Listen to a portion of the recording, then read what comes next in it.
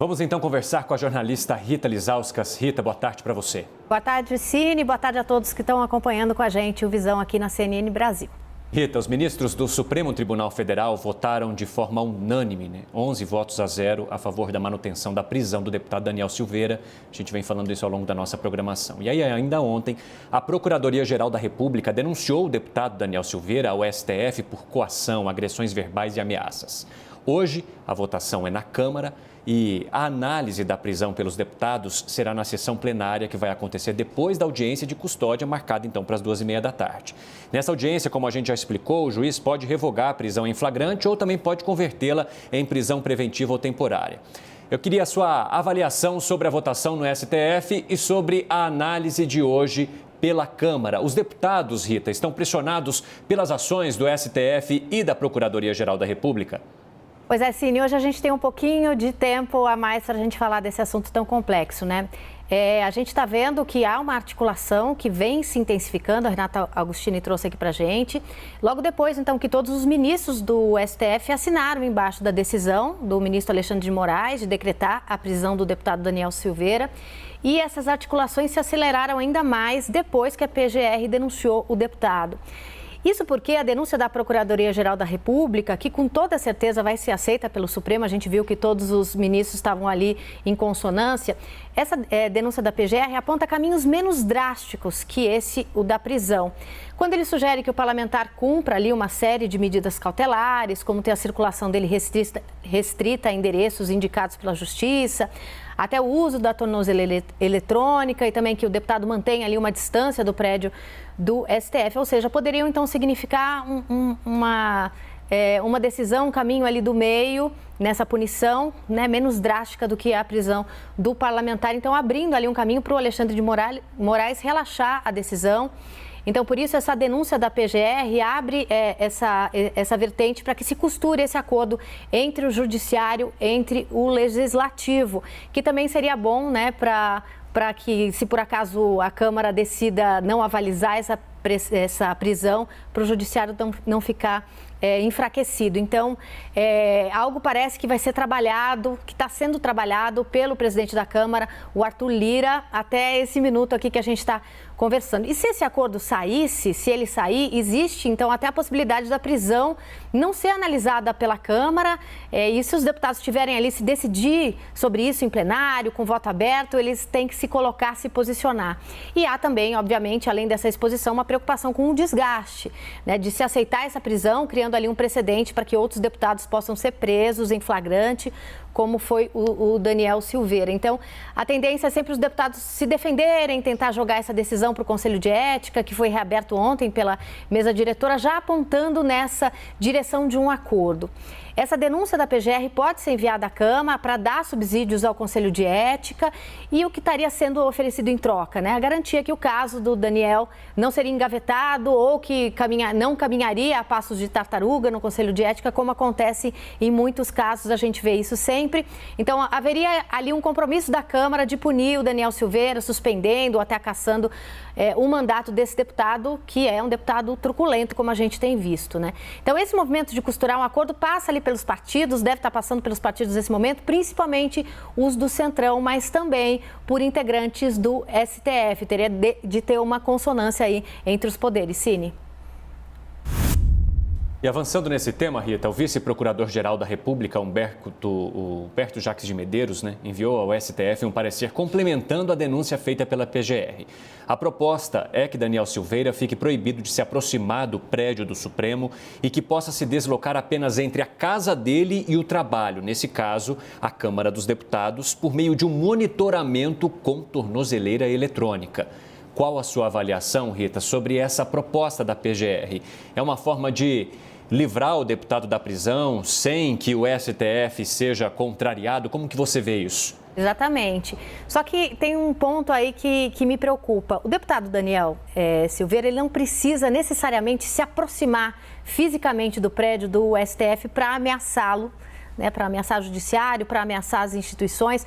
Então, essas exigências, essas específicas que você citou, me parecem pouco efetivas. além de ser um deputado federal, como a gente viu, truculento, ele é um ex-policial militar que se orgulha por ter sofrido mais de 60 sanções na corporação, por ter sido preso por quase 90 dias, mas ele também é um youtuber. Ele se elegeu nessa onda de figuras que usam as redes sociais para se declarar contra tudo isso que está aí, né, para ameaçar as instituições, a democracia, para aparecer, porque infelizmente esse tipo de discurso dele, esse discurso golpista, tem um apelo no eleitorado. É bom a gente não esquecer que foi depois de quebrar uma placa em homenagem à vereadora Marielle Franco, que foi assassinada no centro do Rio de Janeiro, depois de fazer isso que ele se fez politicamente. Ele foi eleito com mais de 30 mil votos, ou seja, 30 mil pessoas que acham que esse comportamento de desprezo à democracia, de deboche pelo assassinato de uma pessoa eleita pelo Legislativo, assim como ele, que esse tipo de comportamento é aceitável, né? Quando votaram nele, assinaram embaixo, em cima desse comportamento. E ele é uma figura que ameaça, que constrange mulheres, como a gente viu nesse vídeo, né, que a gente está vendo desde ontem, dele se recusando a colocar máscara quando chegou ao IML, onde ele fez corpo de delito. Ele xinga a funcionária do Instituto Médico Legal, diz que ela foi folgada, bate no peito, diz que é PM, sendo que ela só queria que a lei do uso da máscara fosse cumprida. Ele é um legislador que não quer cumprir a lei, que debocha da lei, que enfrenta pessoas que querem que a lei seja cumprida. Ele também invade escolas, a gente viu que em 2019 ele invadiu o Colégio Pedro II no Rio de Janeiro, em busca de materiais que, segundo ele, tinham conotação política, sabendo-se lá o que isso quer dizer com isso. Nesse dia ele fotografou crianças, fotografou adolescentes, menores de idade, sem autorização das famílias, foi retirado de lá com a polícia, né, que teve que ser chamada pelo diretor do colégio. Então, ele é uma figura ameaçadora, mas que tem como principal instrumento de constrangimento, além dessa coisa de chegar, de gritar, de dizer que é policial militar, os vídeos e as redes sociais. Então, me parece que se ficar na tornozeleira eletrônica, nesse impedimento dele chegar próximo ao STF, me parece medidas inócuas, né? Ele teria que ficar afastado das redes sociais também. E sobre o STF, que votou ontem completamente unido, a gente viu um consenso que a gente não via na corte há muito tempo acontecer, não está certo se esse acordo que a gente deve estar sendo costurado nesses minutos, se esse acordo vai ser aceito pela Justiça. Eu queria chamar a atenção para uma fala do decano, o ministro Marco Aurélio Mello. Ele se manifestou contrário a essa ideia de negociar com a Câmara esse caminho do meio, né? Algo que leve esse relaxamento da prisão do deputado. E isso foi publicado numa coluna do nosso colega jornalista Josias de Souza na Folha de São Paulo. O que o Marco Aurélio Mello disse sobre esse suposto acordo? Esse cachimbo eu não fumo, eu sou juiz. E ele aqui deixa explícito que não acha bom que se faça concessões à justiça. Ele deixa claro que a política não poderia interferir em decisões tomadas quando você está pensando na justiça, nas leis. E o que está sendo oferecido em troca pela Câmara? Um caminho de punição política, né? Não justiça. Uma punição política que passaria pelo Conselho de Ética e pelo compromisso também político que o caso não vai ser engavetado, como acontece em muitos casos, como a gente já falou por aqui. Cine. Agora, Rita, o caminho desse caso, né, ele aponta para uma expulsão, uma possível expulsão do Daniel Silveira do PSL.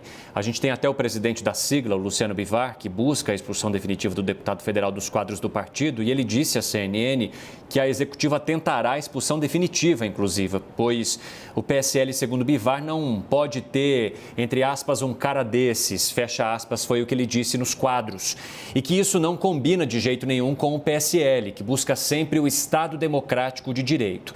Em nota à imprensa, a Executiva Nacional do PSL reiterou as informações do presidente. E aí, Rita, já dá para cravar que o Daniel Silveira seria expulso do partido?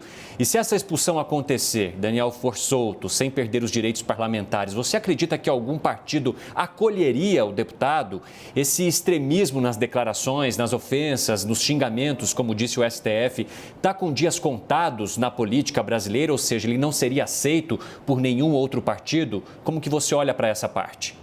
Bom, o Bivar falando que não pode ter um cara desses no partido, mas tem vários outros, né? A gente tem a Carla Zambelli, a gente tem a Bia Kicis, que são do PSL, que também participaram dessas manifestações antidemocráticas, vira e mexe vão às redes sociais para defender a prisão do STF, ou seja, está cheio de cara como esses dentro do PSL que está rachado, né? Embora o Luciano Bivar, que é o presidente do partido, tenha sido um dos primeiros a se colocar nesse caso, quando emitiu uma nota muito dura ontem pela manhã, antes do STF, antes de tudo. E essa nota repudiava os ataques ao STF do deputado, o Daniel Allegenda, classificou os ataques como inaceitáveis, deixou claro ali que entendia que tudo que o Daniel Silveira falou não podia ser abarcado na liberdade de expressão, né, como tem sido discutido, e falando ali que a Executiva Nacional do partido estava tomando as medidas jurídicas para afastar o deputado dos quadros. Só que o líder do PSL na Câmara, o deputado Vitor Hugo, foi na contramão do Bivar, mostrando que essa expulsão não está tão certa, né? E embora o Vitor Hugo, o líder, não tenha defendido o Daniel Silveira diretamente, discutindo ali suas ações, ele usou o caminho jurídico para socorrer ali o colega, defendendo a tese que não houve flagrante, que por isso o deputado não poderia ser preso, um caminho que está sendo discutido, né? A gente sabe que tem advogados que dizem que a prisão é legal e outros que dizem que é ilegal, não é um ponto pacífico. Agora, você me perguntou se eu acho que esse extremismo esteja com os dias contados. Eu acho pelo contrário. Eu acho que se o Daniel Silveira não for julgado, preso pelo que fez, eu acho que se ele não perder o mandato, ele sai ainda mais fortalecido, porque, infelizmente, esse discurso contra as instituições, a favor da ditadura, infelizmente mesmo, tem aderência em parte da sociedade, tem aderência entre parte dos eleitores, inclusive nos eleitores do presidente Jair Bolsonaro. Então, eu acho que a Justiça e o Legislativo têm que agir sim, não podem deixar que essas figuras saiam impunes, têm virado as costas para várias outras coisas que têm acontecido nos últimos anos. O que o Daniel Silveira fez não é nada novo. Agora, se ele sair dessa impune, acredito que ele terá a legenda, sim, e, infelizmente, que ele ainda terá mais votos para a próxima eleição. Eu acho que essa exposição, infelizmente, está fazendo bem, né? Porque, como a gente disse, tem aderência a esse tipo de discurso. E eu acho que esse sistema de freios e contrapesos tem que agir para impedir que figuras como essa, que tentam destruir as instituições, não tenham espaço, não encontrem brechas, porque o que eles estão fazendo é destruir a democracia por dentro da democracia. Eles usam a democracia para implodir o que a gente tem, as instituições, o judiciário e o próprio legislativo.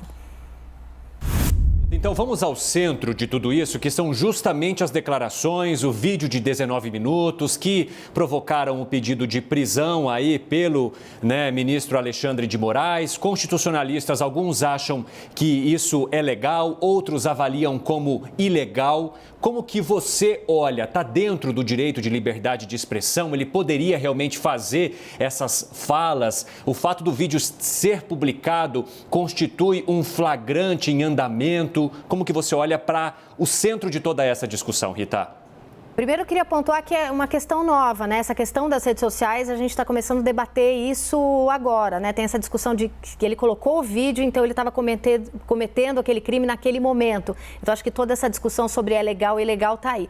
Mas sobre a liberdade de expressão, essa discussão eu acho que está posta e ganhou ainda mais força, na minha opinião, quando as redes sociais, Twitter, Facebook, derrubaram os perfis do ex-presidente Donald Trump. A primeira coisa que foi dita, que eu acho que é um questionamento que a gente tem que fazer, é como é que fica a liberdade de expressão dele, né? E o que eu sempre tive claro na minha cabeça, como regra número 1, você tem a sua liberdade de expressão, mas você não pode usá-la para cometer crimes, né? Eu posso usar a minha liberdade de falar para cometer crimes? Acho que não, né? Foi exatamente o que o Donald Trump fez. Ele incitou os seguidores a cometerem crimes, a invadirem o Capitólio, a impedir que o presidente Joe Biden eleito tomasse posse.